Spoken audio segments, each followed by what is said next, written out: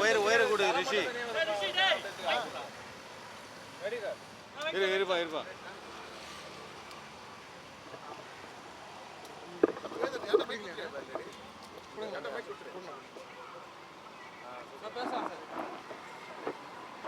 என் பேர் அட்வொகேட் ரவி ஜெயக்குமார். நான் ஒரு 40 லேண்ட் கிராப்டு விக்டிம்ஸ்க்காக வழக்கு நடத்திட்டுருக்கேன். அதில் ஒரு 10 விக்டிம்ஸ் இன்றைக்கி வந்திருக்காங்க.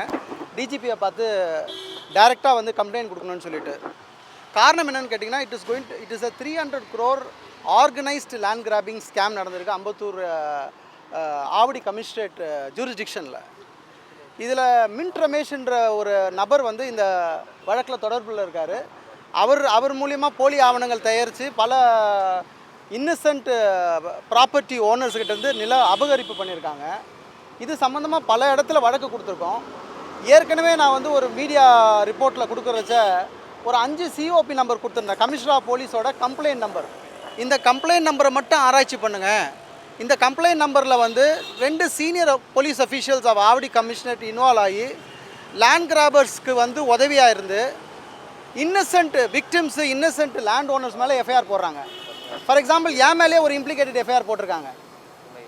நான் வந்து அதாவது லேண்ட் கிராபர் என் மேலே எஃப்ஐஆர் கொடுக்குறாரு, ஓனர் மேலே எஃப்ஐஆர் கொடுக்குறாரு. அந்த எஃப்ஐஆர் பதியப்படுது. It is a false and frivolous complaint. அந்த கம்ப்ளைண்ட்டை எஃப்ஐஆர் போடுறாங்க. இன்னசென்ட் ஓனர் லேண்ட் கிராபர் மேலே கொடுக்குற கம்ப்ளைண்ட்டை எஃப்ஐஆர் பதியப்படவே இல்லை.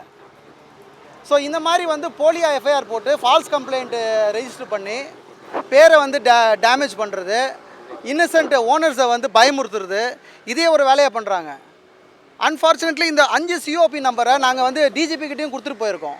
டிஜிபி கிட்ட வந்து for example we have formally launched a complaint to the DGP 17/3/2025 launch பண்ணியிருக்கோம். ஒரு ஃபார்மல் கம்ப்ளைண்ட்டு. எல்லாரும் ஒரே மோடஸ் ஆப்பராண்டி தான், ஒரே வகையில் ஏமாற்றப்பட்டிருக்க மக்கள். இதில் வந்து இந்த இன்னசென்ட் விக்டிம்ஸ்க்காக வழக்கு நடத்துகிற என்னையை வந்து இம்ப்ளிகேட் பண்ணுறாங்க. பல கேசஸில் என்னை வந்து முடக்கிறாங்க. நான் இன்டர்வியூனர் பெட்டிஷன் போடுறேன் அவங்க பெயிலுக்கு, அவங்க பொய்யான பெயில் பெட்டிஷன்ஸ் போடுறாங்க. கஸ்டடி டேஸ் வந்து இன்ஃப்ளேட் பண்ணி போடுறாங்க. அதை நான் வந்து கோர்ட்டில் சொல்கிறேன். அந்த இன்டர்வியூனர் பெட்டிஷன் போட்டு இவருக்கு பெயில் கொடுக்கக்கூடாது, இவர் வந்து இன்னும் ஆப்ரேஷனில் இருக்காங்க, 300 கோடி சொத்து வந்து அவர் ஜெயிலில் இருந்தாலும் இங்கே வந்து பாதுகாப்பாக ஆளுங்க இருக்காங்க. 3 விதமான சிண்டிகேட் நடக்குது. போலீஸ் இதில் இன்வால்வ் ஆகிருக்காங்க, லோக்கல் ரவுடிஸ் இன்வால்வ் ஆகிருக்காங்க, ப்ளஸ் வந்து லோக்கல் புரோக்கர்ஸ் மாதிரி அந்த இடத்த பாதுகாப்பு பண்ணுறாங்க. அவங்க உள்ளே போயிட்டால் கூட இங்கே ஆப்ரேஷன் நடந்துகிட்ருக்கு, இங்கே வியாபாரம் நடக்குது, இங்கே மிரட்டல்கள் நடக்குது. இவங்க அந்த ப்ராப்பர்ட்டி உள்ளே போக முடியல. ப்ராப்பர்ட்டி உள்ளே போக முயற்சி பண்ணால் ட்ரெஸ்பாஸ்ன்னு எஃப்ஐஆர் போடுறாங்க. அண்ட் அட்வொகேட் ஆன் ரெக்கார்டை வந்து இம்ப்ளிகேட் பண்ணுறாங்க. டிஜிபிக்கு நேற்று நைட்டு நான் லாஸ்ட் நைட் வாட்ஸ்அப் மெசேஜ் அனுப்பிச்சிருந்தேன் இதை பற்றி. he said he will sound a concerned person அப்படின்னு சொல்லியிருக்காரு. But unfortunately we really don't know what is happening. ரொம்ப விக்ஷியஸாக இருக்குது. இது வந்து ஒரு 5 நிமிஷத்தில் இந்த கேஸை முடிக்க வேண்டிய ஒரு வழக்கை பல மாதங்களாக பல ஆண்டுகளாக இழுத்துட்டு இருக்காங்க. ஆவடி கமிஷனரேட்டில் அப்படி என்ன தான் நடக்குதுன்னு யாராவது ஒரு எக்ஸ்டர்னல் ஆஃபீஸர், ஒரு இன்டெலிஜென்ஸ் ஏஜென்சி உள்ளே போய் விசாரிக்கிறதுக்கு எவ்வளோ நேரம் ஆகும்? ஏன் பொதுமக்களுக்கு இவ்வளோ பாதிப்பு ஏற்படணும்? நான் வந்து அலிகேஷன் சொல்லலைங்க, யாருமே அலிகேஷன் சொல்லலை. இங்கே இருக்கிற எந்த பெட்டிஷனரும் அலிகேஷன் சொல்லலை. மெட்டீரியல் எவிடன்ஸ் அண்ட் ப்ரூஃபோடு கொடுக்குறோம். இந்த 5 COP நம்பரை நீங்கள் வந்து ஆய்வுக்கு உட்படுத்துங்க. CBCIDக்கு அனுப்புங்க, CBI அனுப்புங்க, இல்லை ஒரு SI கிட்ட கொடுத்து விசாரிக்க சொல்லுங்கள். இவங்க இன்னசென்ட் விக்டிம்ஸா, லேண்ட் ஓனர்ஸா, இல்லை இவங்க லேண்ட் கிராபர்ஸான்னு பாருங்கள். they are not land grabbers. இவங்க மேலே ஏன் வழக்கு தொடர்றீங்க? இவங்க மேலே எஃப்ஐஆர் போட்டு இவங்களை ரிமாண்ட் பண்ணிட்டு அந்த லேண்டை வந்து நீங்கள் வந்து லேண்ட் கிராபருக்கு பொசிஷன் எடுத்து கொடுக்குறதுனால உங்களுக்கு என்ன ஆதாயம்? என்ன ஏன் முடக்க பார்க்குறீங்க? என்ன முடக்கிறதுனால உங்களுக்கு என்ன ஆதாயம்? பல கோடி ரூபாய் எனக்கு ஃபீஸ் தருவாங்களா இந்த Innocent senior citizens? will I get it? இதில் 2 போலீஸ் அஃபீஷியல்ஸ் இன்வால்வ்டு நான் ஏற்கனவே சொல்லிட்டேன். இதை வந்து ஏன் நீங்கள் வந்து நான் இப்போ டேரெக்டாக நேம் பண்ணியே கொடுத்துருக்கேங்க. கம்ப்ளைண்ட்ஸ் பல தடவை கொடுத்துருக்காங்க. இண்டிவிஜுவல் கம்ப்ளைண்ட்ஸ் போயிருக்கு, 40க்கும் மேற்பட்ட கம்ப்ளைண்ட்ஸ் போயிருக்கு. இது வரைக்கும் ஒரு சிறு நடவடிக்கை இல்லை. பட் திரும்ப வந்து லேண்ட் ஓனர்ஸை கவுன்சில் ஆன் ரெக்கார்டை இம்ப்ளிகேட் பண்ண வேண்டிய அவசியம் என்ன இருக்குது? எஃப்ஐஆர் போட்டு எங்களை ரிமாண்ட் பண்ணி குளிர் காயிறது. எங்களை ரிமாண்ட் பண்ணிட்டா இந்த வழக்கு முடியப்படுமா? will it stop? அந்த இல் காட்டன் அசட்ஸு அவன் அபகரித்து வச்சிருக்க அந்த சொத்தை யார் வந்து ரெக்கவர் பண்ணுவாங்க? அதை ஏன் அரசுடைமை ஆக்கக்கூடாது? பொதுமக்கள் கிட்ட இருந்து அபகரித்த அந்த சொத்தை அரசுடைமை ஏங்க ஆக்கக்கூடாது? அவங்ககிட்ட 20 லட்ச ரூபா பணம் இருக்குது, மாதம் ஆனால் 20 லட்ச ரூபா வருமானம் இருந்தால் என்ன பண்ணுவார் அவர்? இது ஏன் அரசாங்கம் கவனிக்க மாட்டேங்குது? இது ஏன் காவல்துறை கவனிக்கலை? காவல்துறை ஏன் வந்து இதை வந்து வழக்கை நீர்க்க பண்ணுறாங்க? இப்போ இவர் பேரில் எஃப்ஐஆர் போடுறாங்க. இவர் ப்ராப்பர்ட்டிக்கு வந்து போலி எஃப்ஐஆர் பட்டா பண்ணி வந்து ஒருத்தர் வித்துட்டாரு. அதை வந்து இவர் வந்து உள்ளே போய் ட்ரெஸ்பாஸ் பண்ண பார்க்குறாருன்னு சொல்லி இவர் பூர்வீகமாக குடியிருக்கிறார். அங்கே குருசாமின்றவர் பூர்வீகமாக அந்த வில்லேஜில் குடியிருக்காரு. 150 வருஷம் வரலாறு இருக்குது அந்த ஊரில். அவருக்கு ஒரு மணியக்கார ஃபேமிலியிலேருந்து வராரு. இஸ் டெஃப், அவருக்கு காது கேட்காது. அந்த சொத்தை வந்து மின் ரமேஷும் கூட்டாளிகளும் அபகரிக்கிறாங்க. தண்டபாணின்றது யாருன்று விசாரிங்க. தண்டபாணிக்கும் அந்த உயர் அதிகாரிகளுக்கும் உள்ள ஆவடி கமிஷனரேட்டுக்கு உள்ள உயர் அதிகாரிகளுக்கும் என்ன லிங்க்கு? அவர் ஏன் கார் வாங்கி தராரு? அவர் ஆஃபீஸுக்கு இவங்க ஏன் வராங்க?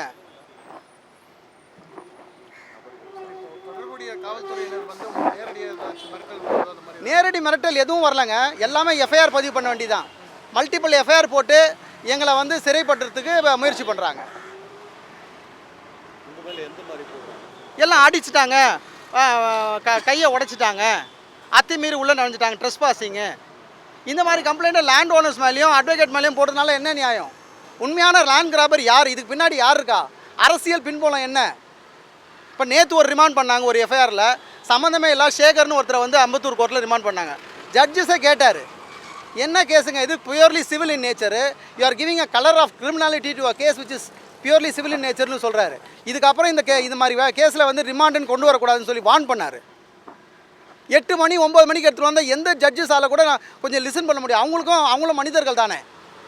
காலையில் நீங்கள் 6 மணிக்கு தூக்குறீங்க, ஒரு விசாரணை பண்ணிட்டு எவ்வளோ நேரம் விசாரிப்பீங்க? ஒரு அக்யூஸ்டுன்னு சொல்லி நீங்கள் தூக்குறீங்க, அதுவும் வந்து யூனிஃபார்மில் வரல, யாரும் ஐடி கார்டை காட்டலை. அதாவது எக்ஸ்ட்ராக்ஷன் பண்ணி தூக்குறதுக்கு ரவுடிஸ் வந்து தூக்கிட்டு போகிற மாதிரி தூக்கிட்டு போகிறாங்க. பூட்ஸ் காலோட வந்து கிச்சன் வரைக்கும் போயிருக்காங்க. அசிங்கமாக சத்தம் போட்டு பேசியிருக்காங்க அவங்க வீட்டில். சேகர்ன்றவர் அந்த ஊரில் அந்த பகுதியில் ஒரு தலைவராக இருக்கார். அவருக்கு வந்து களங்கம் ஏற்படுத்தணுன்ற ஒரு காரணத்துக்காக போலீஸ் அத்துமீறி நுழைஞ்சி அவரை தூக்கிட்டு போய் கிட்டத்தட்ட 8-9 மணி நேரம் ஸ்டேஷனில் உட்கார வச்சு கலங்கடிச்சு சாப்பாடு கொடுக்காம அவரை வந்து இப்போ ஸ்டேஷனுக்கு நீங்கள் 7-8 மணிக்கு கொண்டு வந்தீங்கன்னா எப்படி வந்து இது சாத்தியமா? டிஜிபி வந்து இப்போ டிஜிபி ஆஃபீஸுக்கு 1 மணி நேரமாக உட்காந்துருக்கோங்க. இன்னும் டிஜிபி வந்து கன்ஃபர்மேஷன் வரலன்னு சொல்கிறாங்க. அவர் கன்ஃபர்மேஷன் பண்ணால் தான் இவங்க வந்து கம்ப்ளைண்ட் இது பண்ணுறாங்க. இன்றைக்கி சாட்டர்டேன்ற காரணத்தினால. பட் அந்த கன்ஃபர்மேஷன் ஐம் அவேட்டிங். நானும் ஒரு பர்சனலாக ஒரு வாட்ஸ்அப் மெசேஜ் போட்டிருக்கேன் டிஜிபிக்கு. கண்டிப்பாக இதுக்கு நல்லது நடக்கும்னு நினைக்கிறேன். இது வந்து திஸ் இஸ் அ க்ரைம், இது கேன்சரு. ஒரு தனி மனித ப்ராப்பர்ட்டியை ஒருத்தன் அபகரிக்கான், அதை வந்து காவல்துறை கண்டிக்காமல் அந்த தனி மனிதன் மேலே வந்து நீங்கள் வழக்கு தொடர்றீங்க, ஓனர் மேலே வழக்கு தொடர்றீங்க. அப்போ லேண்ட் ஓனர் எங்கே தாங்க போவான்? லேண்ட் ஓனர் எங்கே போவான்? இத்தனைக்கும் எஃப்ஐஆர் டைரக்ஷனே வாங்கி வச்சுருக்கோம், அவன் மேலே லேண்ட் கிராபிங் எஃப்ஐஆர் போடுங்கன்ட்டு. லேண்ட் கிராபிங் எஃப்ஐஆருக்கு இது வரைக்கும் எடுத்து அதுக்கு கண்டெம்ட் பெட்டிஷன் போட்டிருக்கோம், ப்ரொட்டஸ்ட் பெட்டிஷன் போட்டிருக்கோம். பெட்டிஷன் மேலே பெட்டிஷன் போட்டு என்ன நியாயம்? ஓகே, இந்த ஆவடி கமிஷனரேட்டில் இருக்கிற காவல் உயர் அதிகாரியில் சப்போர்ட்டில் இருக்காங்க, அவங்களாம் யார்? ஸ்டீஃபன் இப்போ ஒருத்தர் சர்வீஸில் இருக்கார், ஒருத்தர் ரிட்டையர் ஆகிருக்காரு. பெருமாள் ஸ்டீஃபன் யார்? அவர் ஏடிசியாக இருக்கார். அவருக்கும் இந்த தண்டபாணிக்கும் நேரடி தொடர்பு இருக்குது. இதை சிடிஆர் போடுங்க, டவர் ரிப்போர்ட் எடுங்க. உங்களுக்கு இல்லாத இன்டெலிஜென்ஸா? உங்களுக்கு இல்லாத இன்டெலிஜென்ஸா? காவல்துறைக்கு இல்லாத இன்டெலிஜென்ஸா? ஏன் உங்களால் இதை எஸ்டாப்ளிஷ் பண்ண முடியல? இவங்க எத்தனை நாளாக சிண்டிகேட்டாக பிஸ்னஸ் பண்ணிகிட்டு இருக்காங்க? ஸ்டீஃபனுக்கு எத்தனை இடம் இருக்குது? அவர் எத்தனை கடையில் வாடகை வாங்குறாரு அம்பத்தூரில்? அந்த சொத்து அவருக்கு எப்படி வந்தது? அந்த ஓனர் பெங்களூரில் சொந்தமான பூர்வீகமாக கொண்டவர். இதெல்லாம் விசாரிக்க வேண்டிய வழக்கு, டாக்குமெண்ட் நம்பர்ஸோடு சொல்ல முடியும். பட் இதை வந்து காவல்துறை விசாரணைக்குங்க. நாங்களே எல்லாமே கொடுத்துட்டு நாங்கள் வந்து நாளைக்கு எங்கள் மேலே ஒரு போலி எஃப்ஐஆர் போட்டு எங்களை ரிமாண்ட் பண்ணிவிட்டு 10 நாள் கழித்து நாங்கள் வெளியே வரணுமா? இதையெல்லாம் நாங்கள் சொல்கிறோம், பல தடவை சொல்லியிருக்கோம் சார். இது 1-2 வாட்டி சொல்லலை, பல தடவை சொல்லியாச்சு. பெட்டிஷனாக கொடுத்துருக்கோம், ரிட்டன் ஸ்டேட்மெண்ட் கொடுத்துருக்கோம், மீடியாவில் சொல்லியிருக்கோம், எந்த நடவடிக்கையும் இல்லை. இப்போ கம்ப்ளைண்ட் எடுக்க டிஜிபி கன்ஃபார்ம் பண்ணால் தான் நாங்கள் விசாரிப்போன்றாங்க. ஒரு டிஜிபி ஆஃபீஸில் ஒர்க்கிங் ஹவரில் 11 மணிக்கு வரும். இது வரைக்கும் நான் வந்து அவங்க என்ன சொல்கிறாங்க, டிஜிபி கன்ஃபர்மேஷனாக வெயிட்டிங் சார், வந்தவொடனே உட்காந்து விசாரிக்கணுன்றாங்க. யார் கொடுத்தாலும் எடுத்துப்பாங்களே, கம்ப்ளைண்ட் எடுக்கிறதுக்கே யோசிக்கிறாங்களே. இது ஏற்கனவே வந்து கம்ப்ளைண்ட் கொடுக்கப்பட்டிருக்கு. நான் தான் ஏற்கனவே சொன்ன மாதிரி 3 மாதங்களுக்கு முன்னாடியே இதை கம்ப்ளைண்ட் வந்து கொடுத்துருக்கோம். டிஜிபிக்கும் தெரியும் இந்த வழக்கு. இந்த கேஸை வந்து நீர்க்கடித்து அவங்கள வந்து தப்பிக்க வைக்கிறதுக்கு பார்க்குறாங்க. நீங்கள் என்ன வேணால் பண்ணுங்கள், அது லேண்ட் ஓனர்ஸ் கிட்ட லேண்டை ஒப்படைச்சிருங்க. லேண்ட் ஓனர்ஸ் அவன் அம்பாட்டம் வேலையை பார்ப்பான்ல, எதுக்கு இங்கே வெயிலில் நின்று போராடிட்டு இருக்கணும்? இப்போ லேண்ட் ஓனர் ஏங்க பிரச்சனை பண்ணுறான்? அவருடைய இடத்துல லேண்ட் கிராபர் உட்காந்து வாடகை வாங்கி சாப்பிட்டுட்டு இருக்காரு. அதுக்காக தானே லேண்ட் ஓனர் வந்து திரும்ப திரும்ப போலீஸ்கிட்ட வந்து நிற்கிறாங்க. நீங்கள் அந்த வேலையை எதுவுமே செய்யாமல் அவன் மேலேயே ட்ரெஸ்பாஸ் கம்ப்ளைண்ட் கொடுக்குறீங்க, அவன் மேலேயே ட்ரெஸ்பாஸ் எஃப்ஐஆர் போடுறீங்க. அவன் இவங்கெல்லாம் வந்து அடித்து உடச்சி கையை உடச்சி ஃப்ராக்சர் பண்ணக்கூடிய ஆட்களா? இல்லை என்ன பார்த்தா அப்படி தெரியுதா அவங்களுக்கு?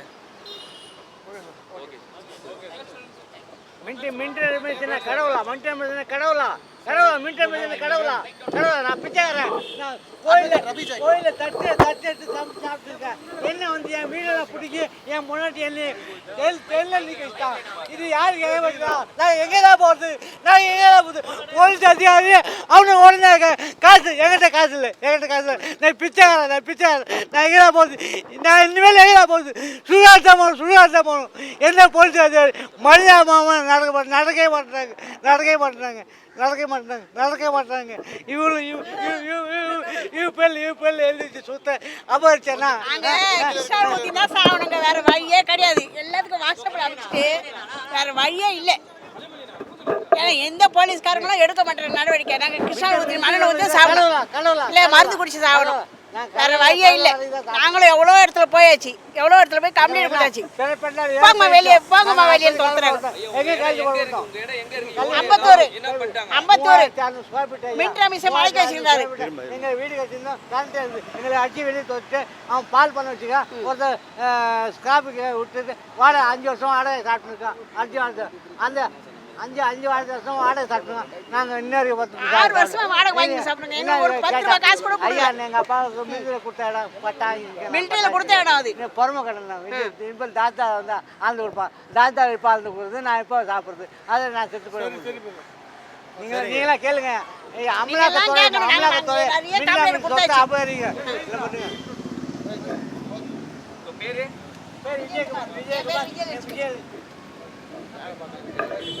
ஆகலையா ஒன்றும் கொடுக்கலையா?